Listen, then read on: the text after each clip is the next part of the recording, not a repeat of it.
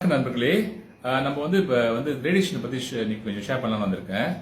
நீங்க பாத்தீங்கன்னா ரேடியேஷனால நம்ம உலகம் முழுவதும் பாதிக்கப்பட்டிருக்கு. மனித குலம் நிறைய பாதிக்கப்பட்டிருக்கு.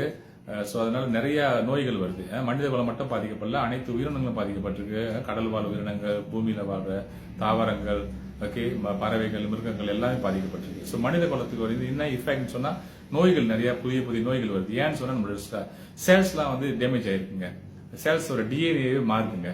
அதனால அந்த பிரச்சனை, ஓகே, அந்த பிரச்சனை தீர்க்கறதுக்கு தான் நம்ம சனித்தர தெராப்பி நம்ம பாய்க்கிறோம். பல உடலுடைய நோய்கள் பிரச்சனைகள்லாம் நம்ம சனித்தர தெராப்பி மூலமா நம்ம தீர்க்கிறோம்.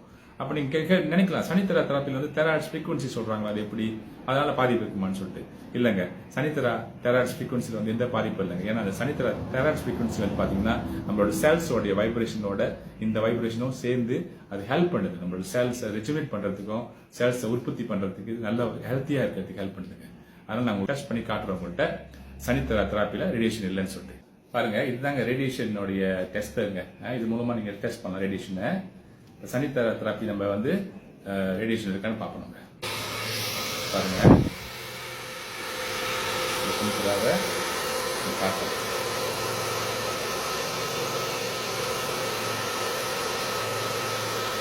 ஸோ சனித்தர தெராப்பியில் ரேடியேஷன் கிடையாது. ஓகே, நான் இன்னொரு சிச்சுவேஷனை காட்டுறேன். இது பாத்தீங்கன்னா எலக்ட்ரிக் பாட்டுங்க. ஸோ எலக்ட்ரிக் பாட்டில் பாத்தீங்களா ரீடிங் பாத்தீங்களா, இங்க பார்க்கலாம் நீங்க. ஓகே, எவ்வளவு ஹையா இருக்கு பாருங்க ரேடியேஷன். ஸோ எல்லா வீட்லயும் இருக்குல்ல.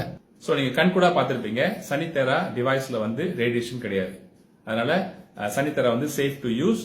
எல்லாரும் பாய்க்கலாம், சந்தோஷமா பாய்க்கலாம், எந்த பயமும் இல்லாம நம்ம உடல் நலத்தை காப்பாத்திக்கிறதுக்கு சனித்தரா ஹெல்ப் பண்ணும். நன்றி, வணக்கம்.